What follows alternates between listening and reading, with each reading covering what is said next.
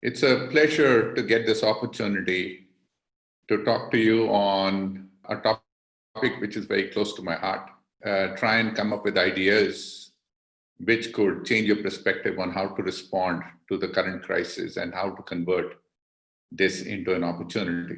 Today's talk, I like to start with childhood story, which changed my perception and my approach to management and managing. So this was about when I was about 4 years old, and I was in Nagpur, and we were playing cricket outside. And one of my friends hit the ball, which broke the window of my neighbor. We were living in flats in government quarters, and my neighbor came out. He was a very famous scientist, and he saw me, and it was my ball. So I was standing in front of his door, and I asked, "Uncle, can I have my ball back?" During those days, it was okay for you to catch hold of a child of your neighbor and beat him to pulp, and your parents would say, "Well done, you have helped us get control of this child." So he did that. He didn't beat me, but he actually caught hold of me, took me inside, tied me to a chair in front of the window I had broken to teach me a lesson. Now, I felt very bad because number one, I had not broken his window, my friend had. Number two, all my friends were laughing at me through that window pane. After what appeared to be a couple of hours, and I'm sure it was a couple of minutes, he untied me, let me go, as if I had learned the lesson. So I was sitting on my porch crying, sulking over what has happened. And Mrs. Anand, who was a beautiful lady who used to stay on the floor above, she looked down, saw me crying, and told me to come up. And then she made me stand on her dining table and said, "What happened?" So I told her exactly how the world is unfair and what had happened. And then she asked, I think, the most profound question of my life. She says, "What are you going to do about it?" And I told the story all over again. And she asked me that question all over again in terms of, "What are you going to do about it?" I still remember, I think it was the fifth or the sixth time she had repeated the question, that I got it that what she is asking is something different. So something came to my head. I got down from the table, went down, picked up a rock, broke another window of my neighbor, and knocked on his door and said that the first window I had not broken. And because you had given me punishment, I had to break the second window. Fortunately, my neighbor was very kind. He took me inside, gave me a piece of cake, and laughed because of the prank I had pulled. But the big lesson for my life was that shit happens. Some of it you anticipate, most of it you cannot anticipate. So the question is the little time you spent thinking about what had happened, and the more time you spend, so what are you going to do about it, is how you become successful. I call it the toss of the coin. In everybody's life, in everybody's business life, in everybody's individual life, 50% of the time, the coin will turn tail if you want it to turn head.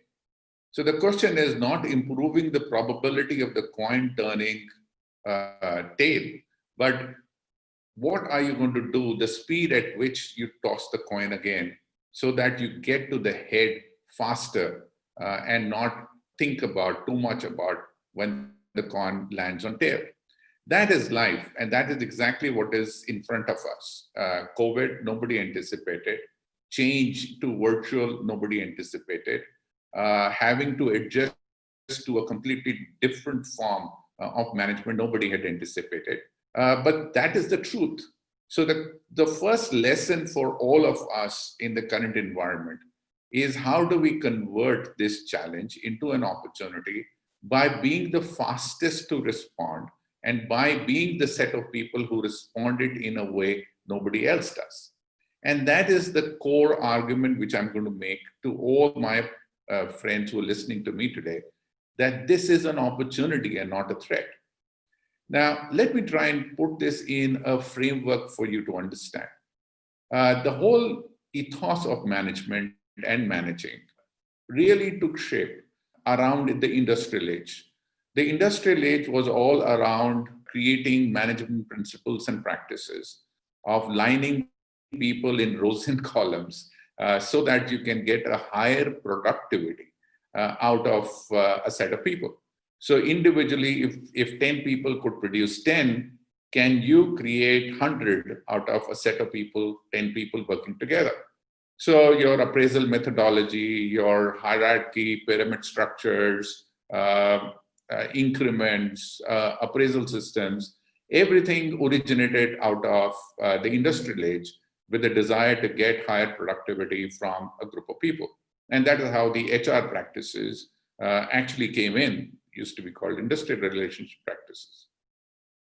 Then the industrial age gave way to what we call the digital age. In digital age, productivity was important, but not that important because ideas and innovations were dominating valuations, business growth, and how success was being measured. Companies like Facebook and Twitter and Apple and Google, and even in India, many of these companies started coming up, which had one or maybe two ideas. And with that innovation, they executed on that innovation well, because of which they grew into market caps and grew to be successful, which the traditional companies of the industrial age could not even imagine. The management thinking did not keep pace with the change, because now what we needed from an HR point of view and from the people who were managing the business, the ability to create a culture of innovation. How do you create a culture of innovation is something which for the last 1 year we have struggled. While one idea from one company by one innovator was an easy thing for us to imagine, but how do you democratize innovation? How do you create innovation in the interface of the employee and the customer at every such instance of interaction? So people were still struggling on how to do it. And suddenly the digital age gave way to what we are currently in, is what I call a virtual age. The reason I do not want to emphasize digital aspect of what is happening today, and I wish to emphasize on the virtual aspect, is predominantly because what we are facing today is a mind shift change in the way we need to manage. Now, interestingly, I have used the word manage throughout so far. And the evolution of management has followed a process. I would believe in the industrial age, we had managers who were managing people. In the innovation age or digital age, we had people who revolted and said, we don't want to be managed. At least I have not come across anybody who says, I want to be managed. And therefore, we had these maverick innovators, and they were innovating. But today in the virtual age, we need leaders. We need leaders, and we need to find a new mantra of leading in the virtual age. And I will explain to you why that is important and why this age cannot be just called a digital age, because it is about, we are back to human beings.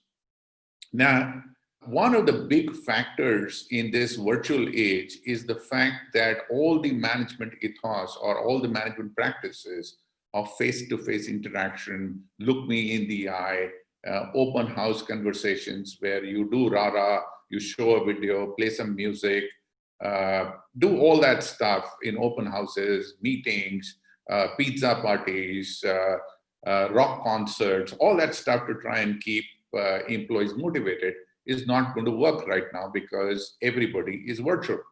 When everybody is virtual, people get time to think. And when people get time to think, they can see through your intentions very clearly. Now, watch carefully the word which I use. They can see through your intentions very carefully. Now, that is something which should be carefully prepared for, that the virtual age is about intention, that people's intentions will be loud and clear, and therefore managing with wrong intentions is going to be virtually impossible. Why do I say this? In Africa, there is a tribe. What they do in that tribe is that when a child is born, the mother writes a song for the child and sings that song while the child is in the womb, and then when the child is born, till the child died. That song remains with the child. And there is a study which is very interesting, which was done, that when the mother is in the field miles away and the child cries, the mother somehow knows that the child is in distress. Now, all of us know that from our personal experience, that mothers have an intuition through which they know that their child is in distress, miles and miles away. But what this experiment showed very interestingly is then the mother starts singing the child's song miles away. And despite the fact that the child can't listen to the song, the child sadly quietens down and settles down.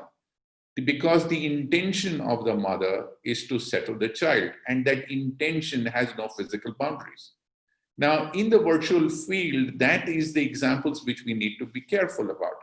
That you need to create a trust-based environment where you as a leader, intention about my well-being has to be unambiguous, clear, and honest. If that is not true, then I would be able to see that through. So therefore, in the industrial age, the HR responsibility was about productivity and managing people, managing attrition, hiring and firing. In the industrial age, you struggle to try and create a culture which is innovative. But in the virtual age, you have to get the intention of the organization, of the leaders right, so that you can inspire people to work beyond what they would obviously work. And therefore, the productivity will be driven out of how well you inspire based on your intention. The innovation quotient of a virtual employee will be driven of how good your intention is and how that intention coincides with my view of my purpose in life. And it also coincides with how do you create a collaborative organization where intention of all of us together is to co-collaborate to create something beautiful together.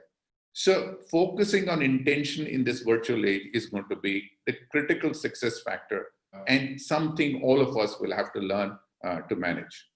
Let me end my conversation by once again saying, to me, this looks like a great opportunity for leaders to stand up and deliver on areas which were never there. A race car driver looks at turns to overtake its competitor. If everybody is driving straight, there is no possibility for you to overtake. Extraordinary individuals and extraordinary leaders are those who do impossible. When everybody says it is not possible, they stand up and deliver the impossible. This virtual leadership capability is only in the minds of few. And those are the leaders of tomorrow. Those people who would be able to inspire others despite the challenges which we face in the virtual environment to deliver beyond what others thought to be possible. So with that thought, I leave you behind with my best wishes to stay safe, to think about your intention in life, to think about your teams and organizations' intention in life. And I hope you participate in building and including everybody else who is not as fortunate as you to have a job or to have a future where you can at least think of an intention. So stay safe and stay inspired. Thank you.